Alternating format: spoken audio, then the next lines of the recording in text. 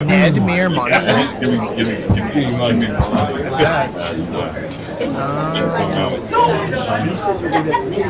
Potentially, I'm not sure. It'd be, I guess, yeah, that would make some sense, I guess. Even that was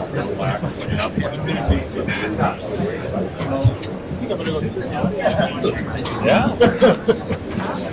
I don't know if you'd be ruled like you. Nobody can do it like Ben does it. No. Okay, they're late. I tried it once, and it was. I should have worn my tux. Wait for Christmas. I came to that one meeting that one time. You're posting on Facebook while the meeting's going on. We had lodge. Oh, she printed it. I think it's the same.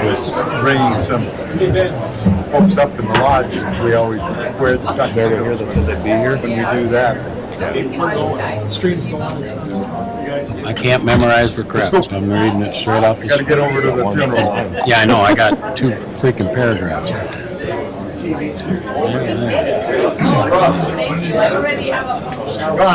That's why I never went out the theater. Might have to sing it a couple of times. Everybody in order. Somebody bang the gavel.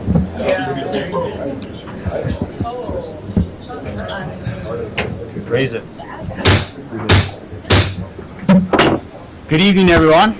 And we will call this meeting of the Fergus Falls 2022 City Council to order. I want to say thank you all for being here, and I think we all recognize it's the 150th anniversary of our community this year. But tonight, March 30th, 2022, is the actual 150th anniversary of the first City Council meeting in the city of Fergus Falls. So that's pretty neat, and I'm glad you are all here with us tonight in person. And for those watching, thanks for tuning in. Special thanks to Chris Schulke and all of the staff at the Otter Tail County Historical Society for all the work they've done, not only in this event, but just the entire year. We've got a wonderful, wonderful historical society in our county. I just want to say thank you.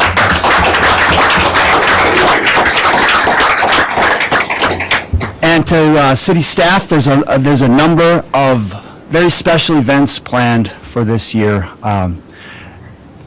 The opportunity to celebrate 150 years comes once, and I think we're going to do it right this year. I'm glad that I'm able to be a part of it. So let's have fun this year. Let's look back, but let's also look forward. Let's celebrate our successes. Let's realize where we've have room to improve, and let's look to the future, and let's go there together. So thanks for being here. Council, thank you for being here. First thing we're going to do is I'm going to read a proclamation that was prepared by Chris and his staff at the Historical Society. So whereas in 1856, James Fergus hired fellow Scotsman Joe Whitford to scout for potential town sites along the Red River, and whereas Whitford came across a section of rapids that he felt could be harnessed for the water power, and he staked a claim naming the site Fergus Falls in honor of his employer, and whereas in 1870, George B. Wright purchased the town site for just over $100 with a vision of creating Fergus Falls as a regional trade center, and he built a dam on the river to power a sawmill. And whereas on March 1st, 1872, Fergus Falls was chartered as an official village of the state of Minnesota and the county seat of Otter Tail County. And whereas since that time, the city of Fergus Falls has grown into a population exceeding 14,000 people, and plans to commemorate the important milestone of reaching 150 years in the existence with a year of celebration and special events. And whereas the city of Fergus Falls honors the hard work of its early citizens and volunteers who loved their community and made it a thriving place. And whereas the city of Fergus Falls marks their 150th anniversary by celebrating its citizens, volunteers, elected officials, and staff who strive to preserve and enhance the community of today. And whereas, I'm getting to the end, I promise. Whereas the city of Fergus Falls dedicates 2022 as a year of community-wide celebration to honor our past, celebrate our present, and embrace our future. Now therefore I, Benjamin Shire, Mayor of the City of Fergus Falls, do hereby proclaim 2022 as a year of celebration of the 150th anniversary of the City of Fergus Falls, and I urge all citizens to join us in this celebration. Thank you.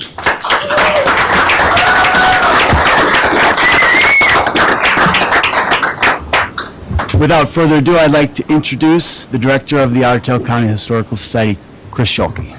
Thank you, Mayor.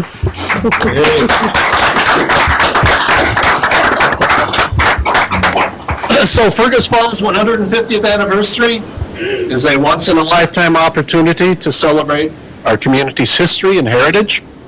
And I cannot think of a better way to kick off this anniversary than holding this meeting tonight on the exact date. The first one was held in 1872. Really, think about that. So for myself, the question is, how do we celebrate and talk about 150 years of history in less than an hour? Well, my thought is we should just simply start from the beginning. So Fergus Falls is a river city. It was settled when transportation and industry were dependent on water power.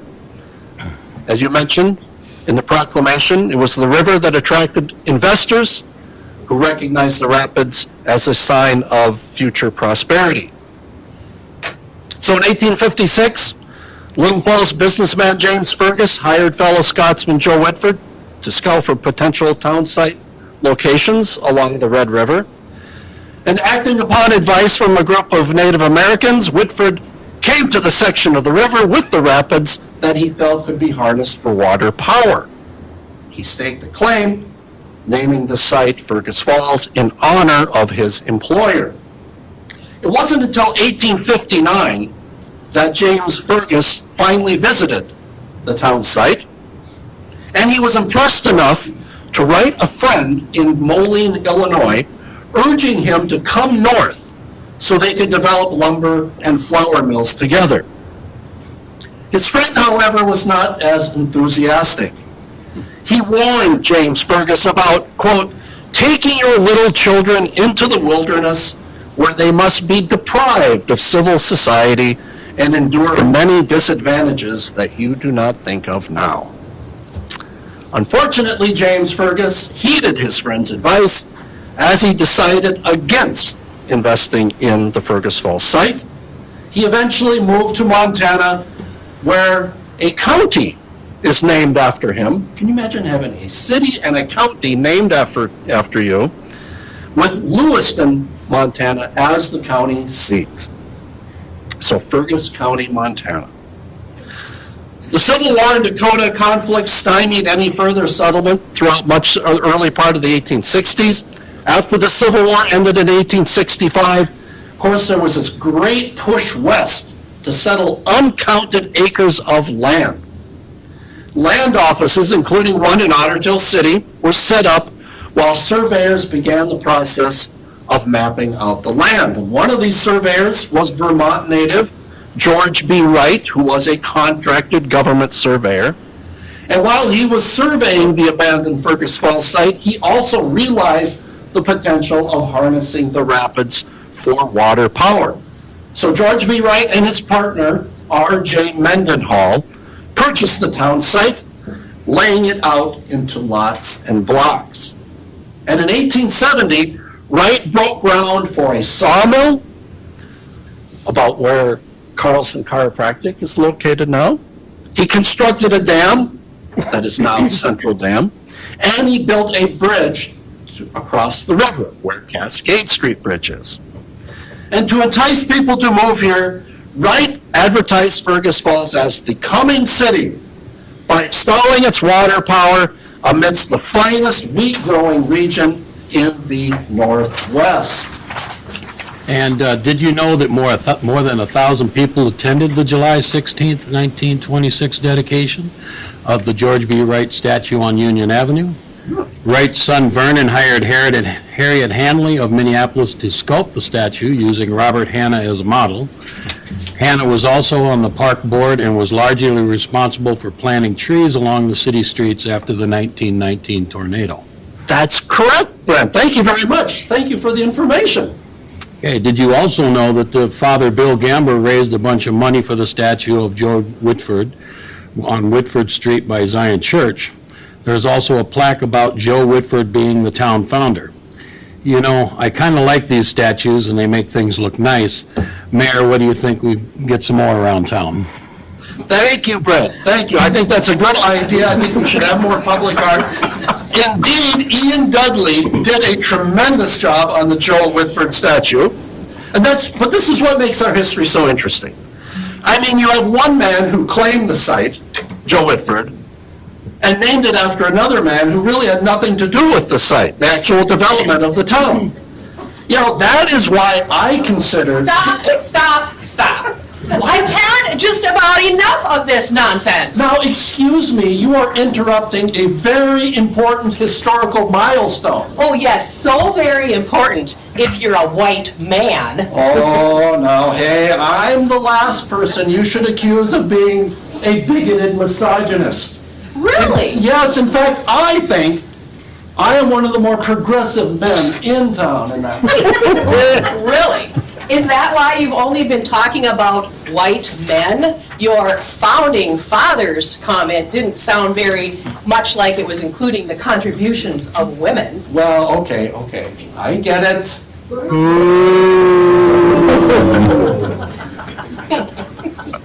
All right, I get it. Women contributed. Yes, they contributed, right? But, ma'am, you can't really compare keeping house and changing diapers to the work men were doing building this town. Whoa, wait. Chris, I thought you were better than that. Just because there aren't any statues of women around town doesn't mean they didn't play a big role in our history. Unfortunately, you leave me no choice. Mayor? I make a motion that we remove Chris Schulke from this meeting. Lynn, can you contact Kyle in case he doesn't agree? All in favor? No, let's not be hasty. Thank you, Mayor, thank you. I'm trying to build consensus here, not tear it down. Just because Chris made an asinine, ignorant, stupid comment doesn't mean that we should, what's the word? Cancel him? Yes. Let's give him a chance to explain. Chris, can you do that for us, please? Yeah. I think let me give the history lesson here. I think it's time to learn and be reminded that human beings have lived in this area for thousands of years. The skeletal remains of a woman unearthed north of Pelican Rapids in 1932 are 8,000 to 10,000 years old. The people who lived here prior to white settlement came from numerous groups, including Cheyenne, Menominee, Dakota, and Anishinaabe. We may not know their names, but we know they had thriving cultures with defined roles. Women were responsible for building shelters, child-rearing, cultivating, preparing and preserving food, and making clothing. The women who came to Otter Tail County in the great post-Civil War westward movement lived in sod houses or log cabins. They were not only responsible for the household, they also assisted their husbands and fathers with back-breaking work of clearing and settling this new land. Women were also healers who nursed the sick and injured and delivered babies without any formal medical training. And when St. Luke's, the first hospital in Fergus Falls, opened in 1902, the superintendent was Sister Pauline Bratton. And let's not forget Carolyn Nygren, the first woman superintendent of schools for the entire county. Her job was to recruit and certify rural school teachers who, by the way, were primarily women. For a county the size of Otter Tail, that was quite a responsibility. And she was only 23 years old when she got the job in 1891. Well, yeah, we get it. Women were and are indispensable, but the fact remains that so it was men who owned the businesses and ran the city, which women just did not have any influence. Holy crap, Anthony, careful. Do you really want to go down that rabbit hole? All I'm saying is that there weren't avenues for women to exert their influence. As much as it pains me, I partially agree with Councilman Hicks. Individually, women had little influence, but collectively, they could make a difference. Organizations such as the Daughters of the American Revolution, the Women's Club, and the Women's Christian Temperance Union all made significant and lasting changes in our community. In fact, the local Daughters of the American Revolution chapter was especially active during World War I. In fact, as part of a nationwide effort to convince a wary public that entering the war was the right thing to do, and to ensure loyalty against undue foreign influence, DAR members appeared before the city council to convince councilmen to change the name of Bismarck Avenue. Mayor, City Council, ladies and gentlemen of the audience, my name is Maria Mygette Brown. My husband, Attorney James Brown, and I live in a quaint house we have built at 125 West Vernon. Quaint! Your three-bedroom Queen Anne-style house is one of the nicer homes in Fergus Falls. It was part of the Vernon Court section of town that people often referred to as Snob Hill. Hey, City Council, rumor has it that the Browns had separate bedrooms, and while the third was called the Bishop's Room, it was used by the Episcopal Bishop when he was in town. Be silent! Mr. Brown and I didn't come all the way from New York in 1883 to live in squalor. We come from cultural backgrounds. My father, Henry Mygette, was an important attorney and judge. Among his many interests was being a trustee at Oxford Academy. Since Oxford accepted only male students, mother and father sent me to Miss Porter's School in Farmington, Connecticut. Being one of the foremost private academies for young ladies, it has a number of distinguished alumni, including Nellie Grant, daughter of President Ulysses S. Grant. I have tried to bring proper values and etiquette to the frontier, including being a charter member of the Daughters of the American Revolution. And with the unchecked aggression and barbarism of the German Empire, it is our duty to save Europe and impart democratic values on the rest of the world. But first, we must stamp out foreign influence in our communities. After all, there are spies everywhere. Furthermore, it's people like you that we are trying to eradicate from the community. Shoki, isn't it? Yes? Your German background, I will be reporting you to the Public Safety Commission. no, please. If I may continue, it is entirely inappropriate that a principal thoroughfare in this city have a German name.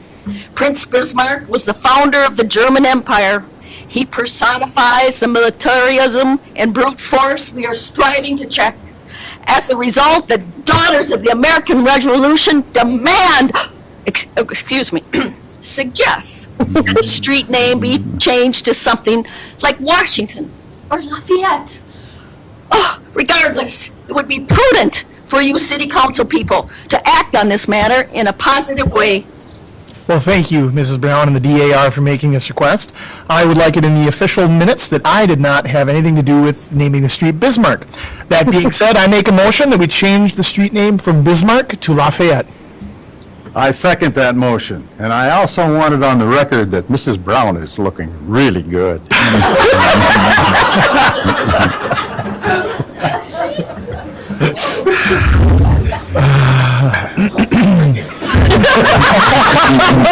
Sorry, ladies and gentlemen, City Council, I'm afraid that motion has come and gone.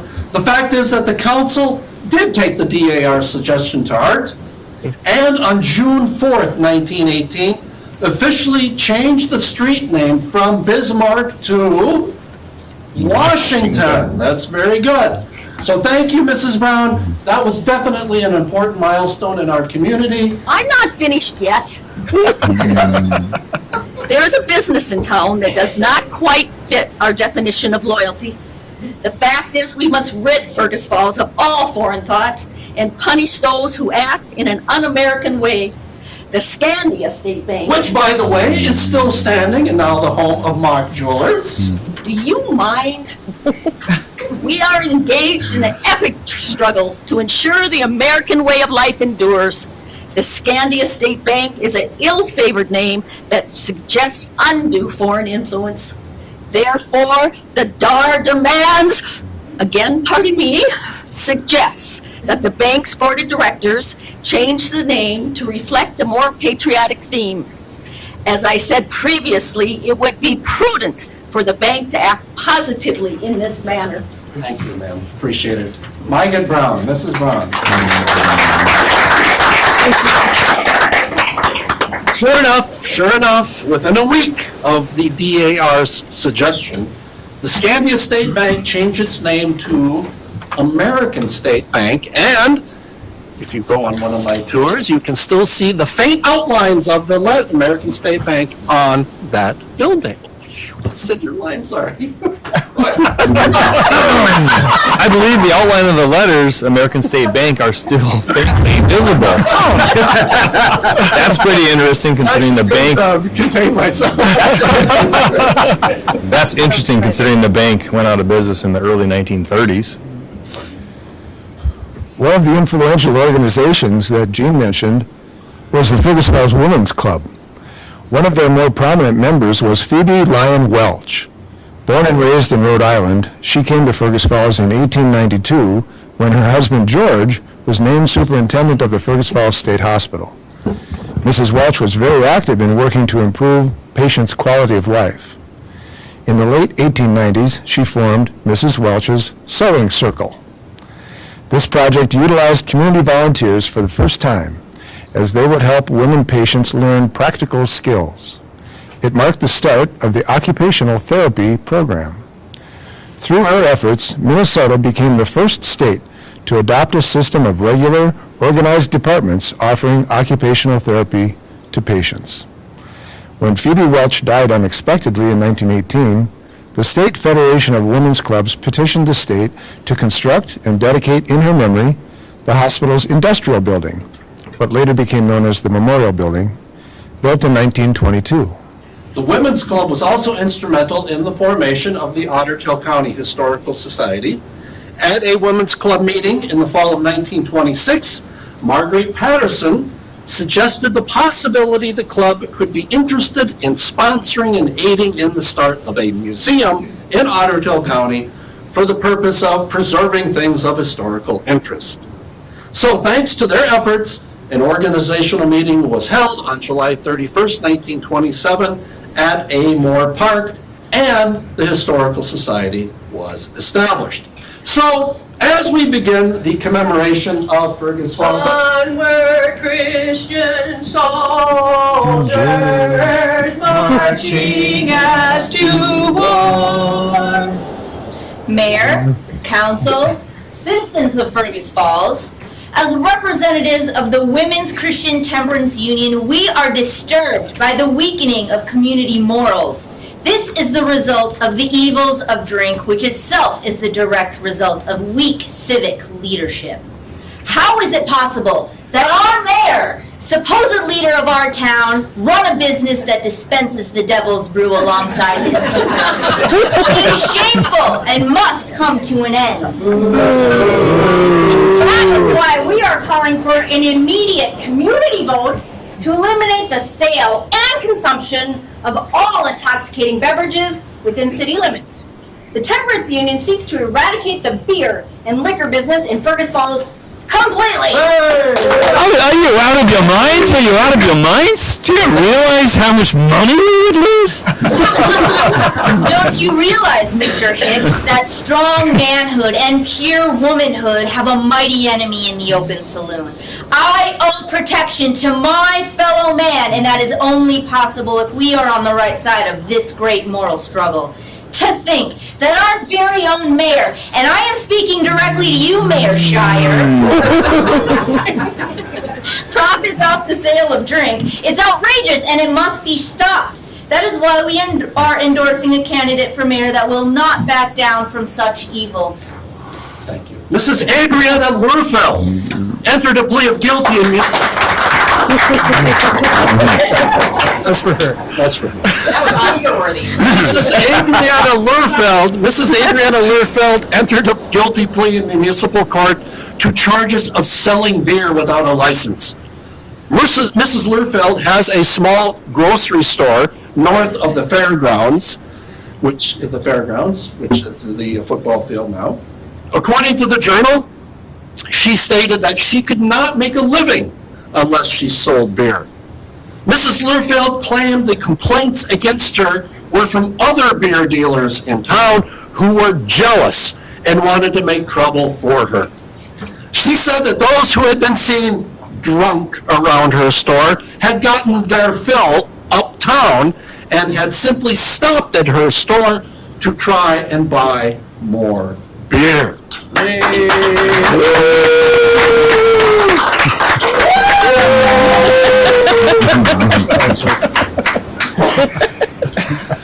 And that is why, ladies and gentlemen, I wish to announce my candidacy for mayor of Fergus Falls to clean up this mess and stop the evils of drink. Now, I sympathize with Mrs. Learfeld. I know she's a widow and she's struggling to make ends meet, but I will not tolerate the illegal sale of beer. It has been happening far too often without strict enforcement, and this will lead to moral decay. Mrs. Learfeld has flaunted the law before. When the circus was in town, they raided her store and came away with 15-gallon and 200-quart bottles of beer. She was obviously expecting extra business from those carnival types. Born and raised in St. Olaf Township, Philip Munson was a well-known attorney who was active in the Republican Party, American Legion, and Grace Methodist Church. In the 1930s, Munson became disturbed at the perceived weakening of community morals. Even though Fergus Falls was officially a dry city, it was the Depression and times were tough. There were more transients in town, along with beer parlors, gambling, and increased crime. Philip Munson did not like what Fergus Falls was becoming. Mr. Munson, at her court appearance, Mrs. Learfeld claimed that she did not operate a low-down place. She said some of the town's most respected citizens were among her best customers. What do you say to that? Well, if true, then those so-called leaders should pay the price. When I took office in 1938, my mission was to clean up this town, and not everyone agreed with my methods. Unlike others, I did not come to this office to make friends. I was determined to put Fergus Falls back on the straight and narrow.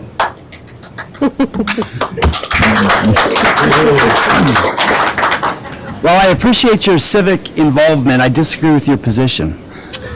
Only a fanatic would accuse people that take a drink now and then as homewreckers, poor Christians, or criminals. We're trying to get new business in Fergus Falls, not drive it away. Honestly, the ability to buy beer or cocktails helps our city grow. As I was saying, much of the city's moral decay is a direct consequence of weak civic leadership. My plan, if followed by the letter, will make Fergus Falls great and sober again. First, there are far too many beer signs on Lincoln Avenue. They should be replaced with cafe instead. Second, I will limit the hours of beer sales and make sure that all beer parlor interiors be arranged so the plain views of the interiors can be seen from the street. And third, there are no bootleggers in town. I serve notice on them right now to get out of town and to stay out. Hey! To carry them around until they are unable to get around. Hard liquor is illegal in Fergus Falls, and its consumption is going to be stopped. The police will be instructed to arrest all those who are drunk. Finally, there are numerous machines in the city that are considered gambling devices. In 3 weeks, all pinball machines, games of chance, and other amusements will be removed or they will be seized and destroyed. Wow, that is an ambitious plan. I think it should be discussed, but it also seems a little heavy-handed and infringes on civil liberties. Civil liberties indeed. Your Honor, with all due respect, are you a socialist? This is the great moral struggle of the age. You are either with us or against us. There is no middle ground. And let me tell you something, Your Honor, before you accuse me of being heartless, know that I am not without compassion. In fact, I propose that every needy family in Fergus Falls should have their own cow. Cow? I don't understand. No, you wouldn't, would you? It's really quite practical. There's nothing more nourishing than dairy products. There, I propose that local businesses and professional men buy some cows and sell them to the needy on conditional sales contracts. We will even eliminate interest charges. If need be, several families could go together and share the cost and work of maintaining a cow. That is a interesting proposition. Remember this, through hard work and good moral character, anyone can succeed. Well, there's a lot of work to be done. Don't forget, my name is Philip Munson. I'm running for mayor to clean up Fergus Falls. Good evening.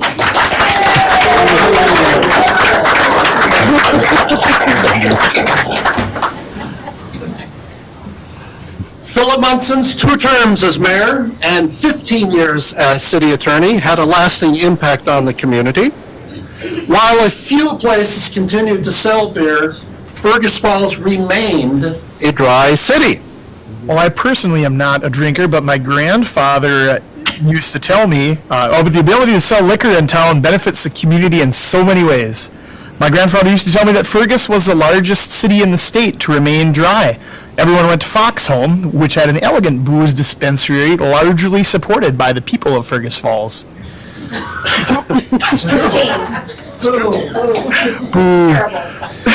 The liquor question was perhaps the most divisive issue ever faced by the community of Fergus Falls. After several failed attempts, voters finally approved the establishment of a municipal liquor store in the spring of 1959.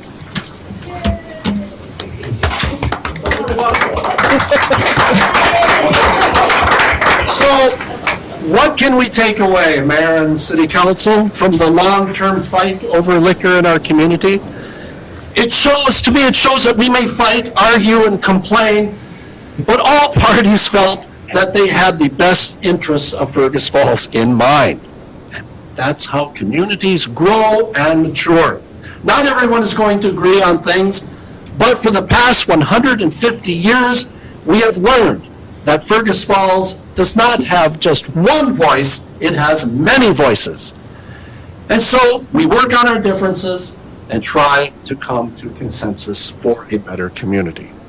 Thank you, Mayor Shire and City Council, for being team players and playing along as we commemorate our community's 150th anniversary.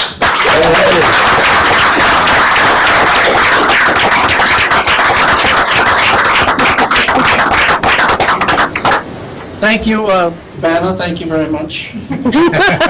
So, folks, as we work on the 150th anniversary, we have come up with designed some, well, we haven't, but some nice coins, silver and copper coins, and we had a little drawing. I want to thank our sponsors for that, and we had hundreds of drawings. So, people who entered their names. And so there are several coppers, the copper coins that I'm going to read off their names. They will get these commemorative 150th anniversary coins. It says City of Fergus Falls, 150th, 1872 to 1972. And on the back it says the coming city of the Northwest. So the first winner is Gary Anderson. Is Gary here? Yeah.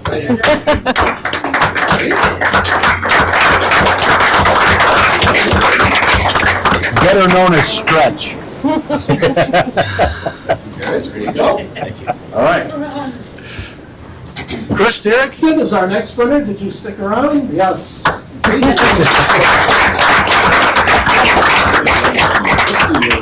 Here's from 1972, the actual centennial coin. So see. Hey.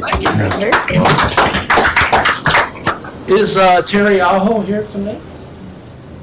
No. Okay, Terry's not here. Gary Van Tassel? I'm here to pick it up for him. Really? I am.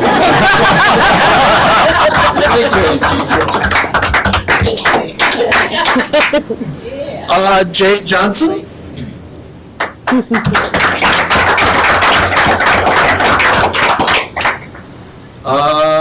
Amanda DeVries? Amanda, are you here? Is Amanda, no? Amanda is not here.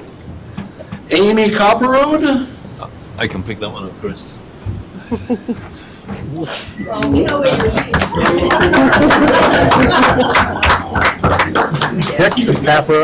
Maybe you should just stay. You guys, there's a couple more, right? Stephanie Carlson? Yep, that one's And who else? Jana. Oh, just, well, that's the other, okay.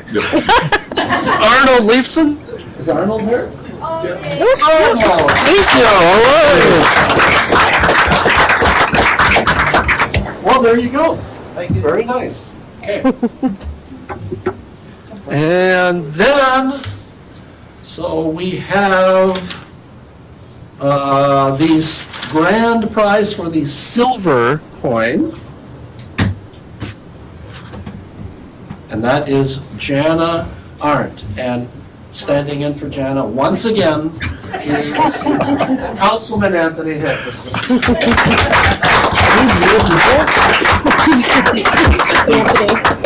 Stuff in the ballot box. Man, you really get around. Huh? There's probably a few more in You there. didn't get enough, he wants more. Yeah. They go on sale May 2nd. Hey, those are on eBay. So, Create stocking stuffers for next year. just to let you know that these coins, we will have the silver and copper Osborne coinage. They're very nice. They will be available starting May 1st. May 2nd. That is a Monday. And to let you know, proceeds do benefit the Otter Tail County Historical Society. So, Thank you for everything.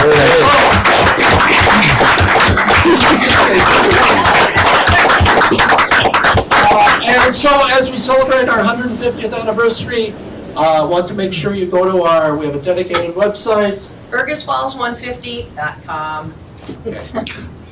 Any questions or comments from the audience? Otherwise, what's that? Your display. Oh, yes, thank you. Yeah, and so we have a new display at the Historical Society. Are you getting this? It's marketing here. Fourth wall. Fergus Falls through the years, and, we keep adding a few things to it, but it's a really fine display, and it includes over 150 artifacts. There's also a slide presentation from Lillian and Jean Webbing. I don't know if any of you remember the Webbings. They did a presentation called Changing Fates of Fergus Falls. That's been put onto a DVD. It's fascinating. And that's accompanied by a 1977 version of Fergus Falls, This Is Our Home. That was a promotional piece from First National Bank. It's a catchy little ditty. And also annoying. It's from 1977. You should hear that. Maybe you can incorporate that into your greater Fergus Falls promotion. And Chris, I believe